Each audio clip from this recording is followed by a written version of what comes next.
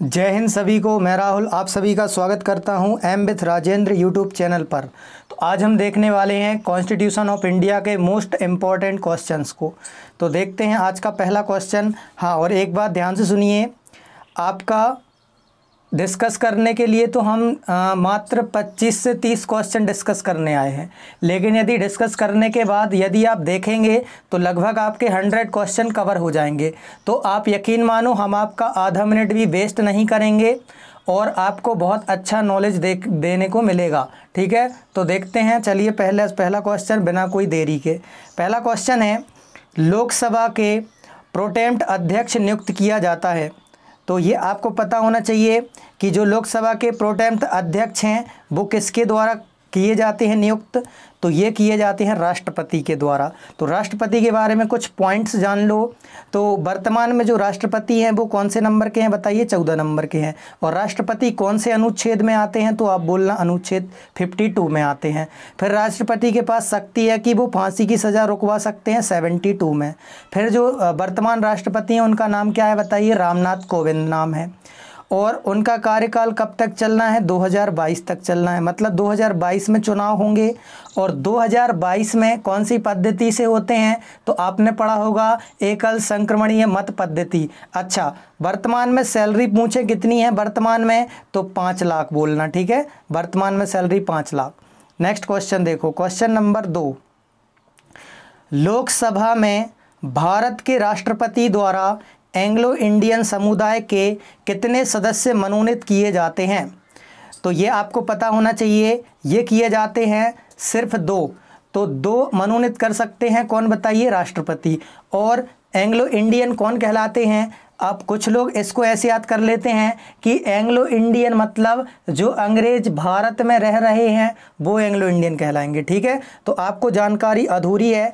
आप हमेशा Anglo Indian वो कहलाते हैं कोई भी यूरोपीय लोग जो हैं, केवल अंग्रेज नहीं, कोई भी यूरोपीय लोग जो हैं भारत में रहते हैं वो एंग्लो इंडियन कहलाते हैं। तो उनको कौन नियुक्त करता है बताइए? राष्ट्रपति। हाँ, और एक बात और याद रखना, राज्यपाल है वो विधानसभा में एक एंग्लो इंडियन मनोनीत करता है।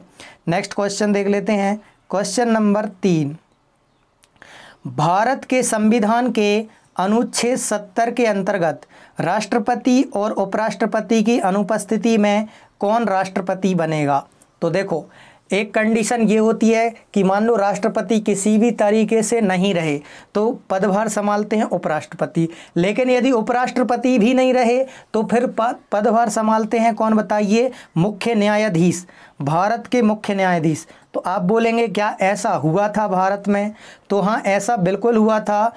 ऐसा पहली बार तब हुआ था जब भारत के जो तीसरे नंबर के राष्ट्रपति थे, तो भारत के तीसरे राष्ट्रपति कौन थे बताइए? राजू की राधा जाकर गिरी। तो जाकर क्या बताइए? जाकिर हुसैन तीसरे नंबर के।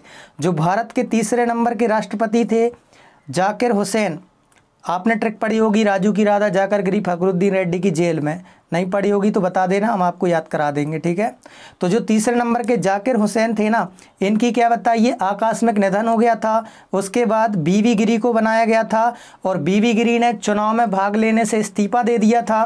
तो बीवी गिरी के बाद फिर कौन आए थे बताइए? भारत के पहले ऐसे मुख्य न्यायाधीश जो कि राष्ट्रपति पद को संभाला था, तो ये थे कौन बताइए? एच.जे. कानिया जी। तो ये आपको याद रखना है। अरे सॉरी, ये एच.जे. कानिया जी तो पहले कौन है बताइए? न्यायाधीश हैं। तो पहली बार पदभार संभाला था मोहम्मद हिदायतुल्लाह ने।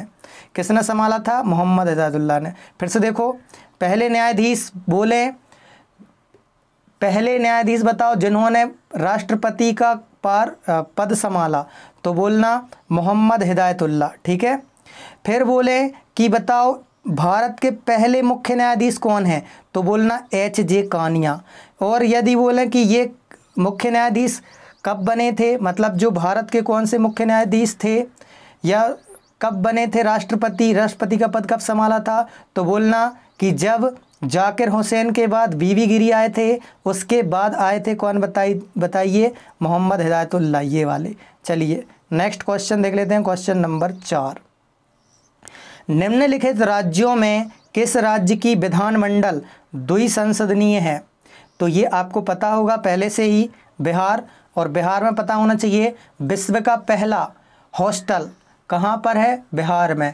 नालंदा विश्वविद्यालय कहाँ था बताइए, बिहार में था। फिर कभी चर्चा करेंगे हिस्ट्री में उसकी। क्वेश्चन नंबर 5 को देखो, भारतीय संघ कौन से देश के भारतीय संघ, दूसरा कलर ले लेते हैं, कौन से देश के संघ से सदस्य है, मतलब जो भारतीय संघ है वो किस देश से लिया हुआ है, तो ये लिया हुआ है कनाडा से। और याद रखना कनाडा से ही हमने लिया है राज्यपालों की नियुक्ति संबंधी प्रस्ताव। तो जो राज्यों में राज्यपाल की नियुक्तियां होती हैं वो भी हमने कहाँ से ली गई हैं बताइए, कनाडा से।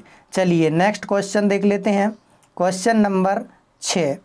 क्वेश्चन नंबर 6 है, भारत में केंद्र शासित प्रदेशों की कुल संख्या है। तो पहले बोलते कि पहले कितनी है, तो ये हो जाती 8, मतलब 7 हो जाती, ठीक है। लेकिन वर्तमान में पूछी है तो ये गलत टाइप हो गया है, 9 टाइप करना था यहाँ। तो वर्तमान में पूछे तो 9 है, क्योंकि 7 तो आपको याद ही हैं, प्लस 2 और कौन से हो गए, एक तो हो गया जम्मू कश्मीर और दूसरा हो गया लद्दाख।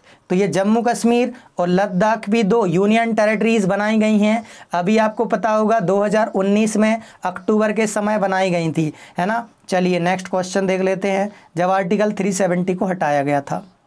क्वेश्चन नंबर 7 को देखिए, भारत के सर्वोच्च न्यायालय की आधिकारिक भाषा क्या है। तो सर्वोच्च न्यायालय की बोलें आधिकारिक भाषा तो ये हो जाएगी अंग्रेजी। और यदि बोलें संघ की आधिकारिक भाषा, संघ की वैसे कोई आधिकारिक भाषा नहीं है, लेकिन यदि बोले राज्य भाषा तो बोलना हिंदी। हाँ, और हिंदी को दर्जा मिलना था राजभाषा का 15 वर्ष बाद।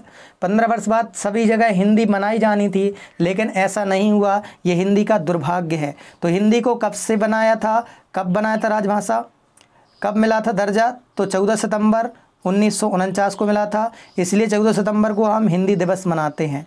चलिए, तो केवल सर्वोच्च न्यायालय की बोले तो कौन सी हो जाएगी बताइए, अंग्रेजी। उम्मीद है ये आपको समझ में आ गया होगा। नेक्स्ट क्वेश्चन देखते हैं, क्वेश्चन नंबर 8। भारत में राजनीतिक दलों को मान्यता दी जाती है। तो राजनीतिक दलों को आपको पता होना चाहिए कौन मान्यता देता है, तो ये मान्यता देता है निर्वाचन आयोग। और निर्वाचन आयोग के और भी कार्य हैं, जैसे कि जो चिन्ह हैं उनका आवंटन करना, उसके बाद उन चुनाव पर नियंत्रण रखना कि कोई अवैध तरीके से वोट तो नहीं ले रहा है, फिर आचार संहिता लगवाना, आचार संहिता हटवाना, ये सभी चुनाव आयोग के कार्य हैं। और क्वेश्चन है चुनाव आयोग का गठन कब हुआ, तो ये हुआ था 25 जनवरी 1950 को। इसीलिए 25 जनवरी को मनाते हैं मतदाता दिवस। कोई भी दिवस यदि आप मनाते हैं तो आप उसकी हिस्ट्री में जाके देखा करो कि क्यों मनाते हैं, क्योंकि दिवस से भी क्वेश्चंस आते हैं। क्वेश्चन नंबर 9 को देखिए, भारत का निर्वाचन आयोग है। तो भारत का निर्वाचन आयोग क्या है बताइए, यह है एक संवैधानिक संस्था है, इसके कार्य अभी हमने आपको बता दिए हैं। क्वेश्चन नंबर 10 को देखिए, भारत में सूचना का अधिकार किस वर्ष पारित किया गया था, तो ये पारित किया गया था 2005 में। और ये आपको पता होना चाहिए, अभी आप आरटीआई लगा सकते हैं, राइट टू इन्फॉर्मेशन। तो आरटीआई लगा सकते हैं, अर्थात सूचना का अधिकार है आपको, तो आप आरटीआई लगा सकते हैं किसी भी जानकारी लेने के लिए, कंपनी की जानकारी, किसी अधिकारी की जानकारी। जैसे अभी एक व्यक्ति ने लगाया था पेट्रोल के लिए कि बताइए कि आप पेट्रोल, ये बताइए कि पेट्रोल टंकी में पहुंचने के बाद कितने रुपए का पड़ता है।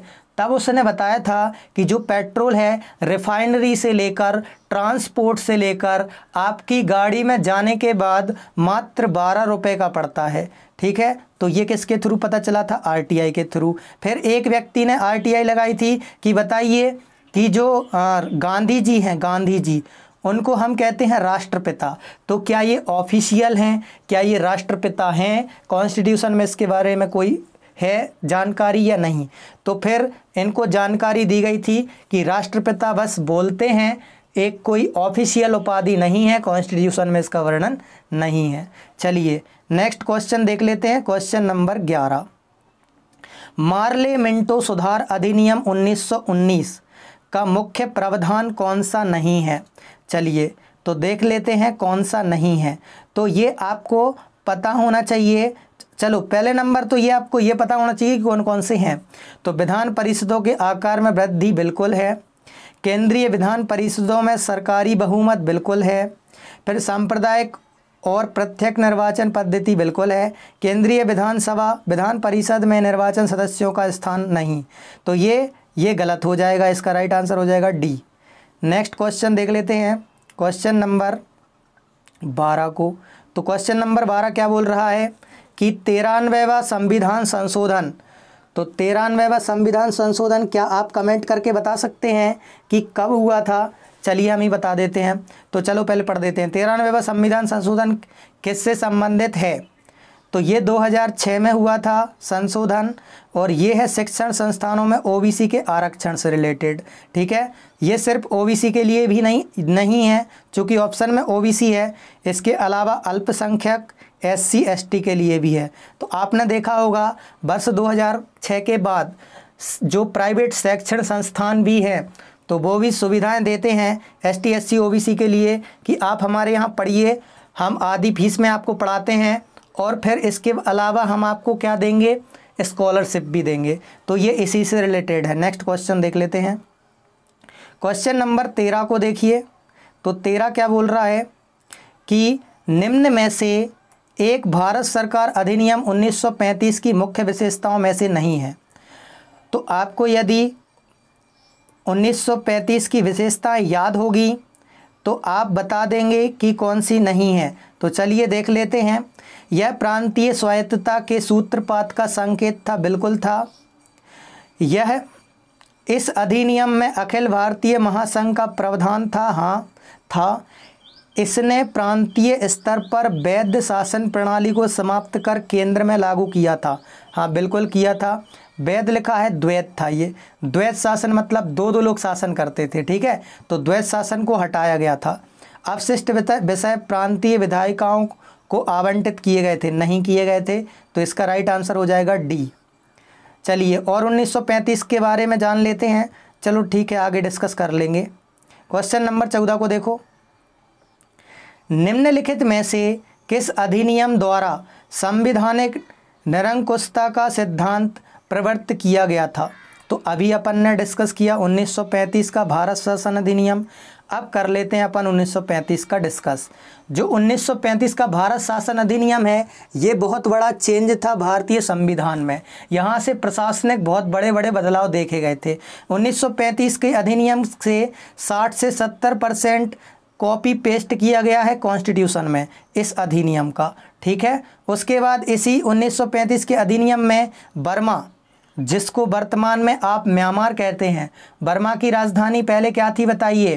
क्या आप कमेंट बॉक्स में बता सकते हैं कि बर्मा की राजधानी पहले क्या थी, जो कि वर्तमान में नैपिताव है, ठीक है।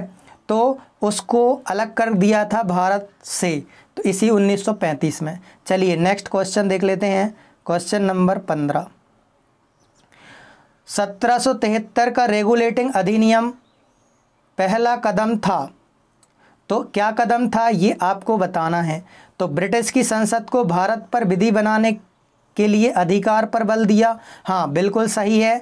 तो इसमें यही दिया गया था। देखो 1773 में क्या हुआ था, इसमें ये हुआ था कि 1773 तक ये कंपनियां यहाँ आ रही थीं अपने यहाँ काम करने। उसके बाद क्या हुआ कि इन कंपनियों से डर लगने लगा था, किसको बताइए? ब्रिटेन लोगों को, क्योंकि वहाँ पे जो फ्रांस जर्मनी के लोग थे वो आजू बाजू गए थे बिजनेस करने, लेकिन वो वहीं शासन करने लगे थे। फिर आके उन्होंने वहाँ की सत्ता हटा दी थी। जर्मनी में देखो ऐसे हुआ था। ऐसे ही ब्रिटेन लोगों को डर लगने लगा कि ये जो हमने ब्रिटिश कंपनी भेजी है ईस्ट इंडिया कंपनी, वो क्या बताइए भारत पे शासन करने के बाद ब्रिटेन में आके ये ना कह दी कि अब आप हटो, हम शासन कर रहे हैं। तो इसलिए उस कंपनी को रेगुलेट करने के लिए, कंट्रोल करने के लिए समय समय पर रेगुलेटिंग एक्ट पारित किए गए थे। तो ये पहला रेगुलेटिंग एक्ट था जो ब्रिटेन की संसद को भारतीय विधि बनाने का अधिकार पर बल दिया गया था, ठीक है। तो ये दिया गया था किसके लिए था? ये कंपनियों के लिए था। और इसी में व्यापारिक अधिकार को 20 वर्ष के लिए बढ़ा दिया था, क्योंकि कंपनी बोल रही थी कि हमें और बढ़ा दो, तो 20-20 वर्ष के लिए बढ़ाया गया था और इसी में BOD अर्थात बोर्ड ऑफ डायरेक्टर की इसमें शुरुआत की गई थी 1773 के रेगुलेटिंग एक्ट में। चलिए नेक्स्ट क्वेश्चन देख लेते हैं। क्वेश्चन नंबर 16, ब्रिटिश भारत के निम्नलिखित प्रांतों पर विचार कीजिए और उन प्रांतों को पहचानिए जहां 1937 में भारतीय राष्ट्रीय कांग्रेस का मंत्रिमंडल नहीं बना था। चलिए तो आप पहचानिए कहां पर नहीं बना था। तो ये आपको पता होना चाहिए कि बंगाल और पंजाब, मध्य प्रांत उड़ीसा में तो बना हुआ था, बंगाल और पंजाब में नहीं बना हुआ था। तो 3 और 4 इसका राइट आंसर हो जाएगा। क्वेश्चन नंबर 17 को देखिए, निम्नलिखित में से कौन से अधिनियम ने ब्रिटेन में ऐसे नियंत्रण बोर्ड की स्थापना का प्रावधान किया जिसके माध्यम से ब्रिटिश सरकार भारत में ईस्ट इंडिया कंपनी की दीवानी, सैनिक और राजस्व संबंधी सभी मामलों को पूरी तरह से नियंत्रण रख सके। देखो यही अपन ने डिस्कस किया अभी। तो इसका राइट आंसर क्या हो जाएगा बताइए। क्वेश्चन नंबर 17 का राइट आंसर क्या हो जाएगा बताइए। 1784 का पिट्स इंडिया एक्ट। ठीक है, तो इसमें जो बोर्ड बना दिया था BOD और COD बना दिया था। ठीक है, तो ये हुआ था 1784 में। इसमें क्या हुआ था कि इसमें अलग अलग विभाग बना दिए गए थे। कैसे? प्रशासनिक मामले अलग कर दिए गए थे, व्यापारिक मामले अलग कर दिए गए थे, उसके बाद कार्यपालिका अलग कर दी गई थी, न्यायपालिका अलग कर दी गई थी। तो आज भी देखो कार्यपालिका अलग है और न्यायपालिका अलग है। जैसे कार्यपालिका में देखो जैसे हो गया संसद, तो संसद का कार्य अलग है और न्यायपालिका में सुप्रीम कोर्ट का कार्य अलग है। दोनों एक दूसरे से अलग अलग कार्य करती हैं और सेपरेट स्वतंत्र हैं। क्वेश्चन नंबर 18 को देख लेते हैं। निम्नलिखित में से किस अधिनियम में कलकत्ता में सर्वोच्च न्यायालय की स्थापना का प्रावधान किया गया? अच्छा देखिए, पहले हम इसका आंसर बता देते हैं, फिर हम बताते हैं इनका प्रमुख यूज़। ये बताना है निम्नलिखित में से किस अधिनियम में कलकत्ता में सर्वोच्च न्यायालय की स्थापना की गई थी। तो ये की गई थी रेगुलेटिंग एक्ट 1773 में। हालांकि 74 में हुई थी स्थापना, लेकिन एक्ट तो यही होगा। ठीक है, और पहले यदि न्यायाधीश बोलें उस समय के तो एलिजा एम्पे थे, इसके अलावा 4 सदस्य और थे। लेकिन अब आप सोचोगे कि एक्ट, इतने सारे एक्ट डाल दिए सर ने। तो देखिए एक्ट काफ़ी एग्ज़ाम्स में आते हैं। अभी आप नवंबर का पेपर उठा के देखिए CDS का, उसमें 2 एक्ट आए हुए थे। एक एक्ट आया था 1858 का एक्ट और दूसरा एक्ट आया था 1861 का एक्ट, जिसमें IPC या इंडियन पीनियल कोड, ठीक है, काउंसिल ऑफ इंडिया का एक्ट है, और 1858 का है गवर्नमेंट ऑफ इंडिया का एक्ट। तो एक्ट से काफ़ी क्वेश्चन आते हैं, तो एक एग्ज़ाम में 2-2 क्वेश्चन आ गए। तो इसलिए एक्ट सारे आप रिवाइज़ करना। ये डालने का मतलब ये है, मकसद ये है हमारा कि आप क्या करें, सारे एक्ट को रिवाइज़ कर लें एक बार, है ना, क्योंकि एक्ट काफ़ी एग्ज़ाम्स में पूछे जाते हैं। तो नेक्स्ट क्वेश्चन देख लेते हैं। क्वेश्चन नंबर 19, ब्रिटिश मिशनरियों को भारत में बसने की अनुमति प्रदान की गई।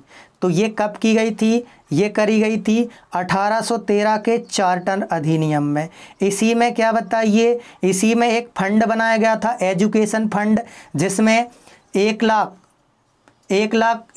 मतलब खर्च करेंगे एजुकेशन पर, भारत के एजुकेशन पर। और इसी एक्ट में क्या किया गया था, एक अधिकार को समाप्त कर दिया गया था। एक अधिकार का मतलब ये है कि अब एक ही कंपनी का अधिकार नहीं है वहाँ पर बिजनेस करने का, बाकी और भी कंपनियां आएंगी। तो एक अधिकार समाप्त किया गया था, किस किस को छोड़कर? केवल चाय को छोड़ा था और चीन के साथ व्यापार को छोड़ा था। बाकी सब में और कंपटीशन बढ़ जाएगा। तो यहाँ पर एक अधिकार को समाप्त किया गया था 1813 में। और पूरी तरह से बोलें कि पूरी तरह से कब समाप्त किया गया, तो 33 में किया गया था। चलिए नेक्स्ट क्वेश्चन देख लेते हैं। क्वेश्चन नंबर 20, ब्रिटिश सरकार के किस अधिनियम ने सबसे पहली भारत में शिक्षा के लिए 1 लाख रुपए दिए? तो अभी अपन ने डिस्कस किया है क्वेश्चन नंबर 20 मतलब 19 में, तो 1813। नेक्स्ट क्वेश्चन देख लेते हैं। क्वेश्चन नंबर 21 देखिए, किस अधिनियम ने भारतवासियों को अपने देश के प्रशासन में कुछ हिस्सा लेना संभव बनाया था? तो ये बनाया था 1800। क्वेश्चन नंबर 21, तो ये बनाया था 1833। तो 1833 का अधिनियम था, अरे सॉरी 1933 का चार्टर था ये, 1833 नहीं 1933 का चार्टर। चलिए नेक्स्ट क्वेश्चन देख लेते हैं। क्वेश्चन नंबर, शायद ये गलत टाइप हो गया, आप लोग चेक कर लेना। और क्वेश्चन नंबर 21 को आप कमेंट बॉक्स में कमेंट करिएगा, ठीक है। तो ये हमें लग रहा है ये 1833 है, ठीक है।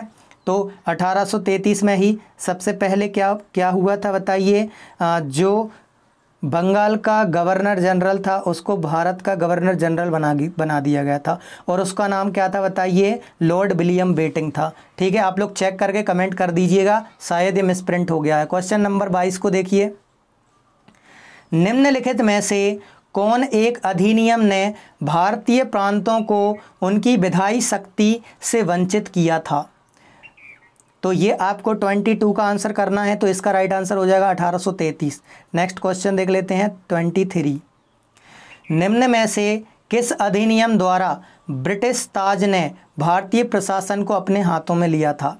तो ये लिया था 1858, और यही क्वेश्चन CDS में आया था अभी हाल ही में, ठीक है। तो अब देखिए क्यों लिया था, क्योंकि 1857 की क्रांति याद करो कि 1857 की क्रांति हो चुकी थी, ब्रिटिश की जड़ें हिल चुकी थी, ब्रिटिश वापस जाने वाली थी। तो ब्रिटिश सत्ता मतलब ब्रिटिश से लोग क्या बताइए, भारतीय लोग डर गए, मतलब भारतीय लोग बर्बाद, मतलब गुस्सा थे, रुष्ट थे, तो वो क्या बताइए उनको बर्बाद करना चाहते थे। तो फिर ब्रिटिश सरकार आई, बोली देखो आपको ईस्ट इंडिया कंपनी से प्रॉब्लम है, तो एक काम करते हैं, अब ईस्ट इंडिया कंपनी नहीं करेगी शासन आप पर, अब हम करेंगे शासन। तो भारत का जो गवर्नर जनरल था ना, उसको गवर्नर जनरल का नाम रख दिया था वायसराय।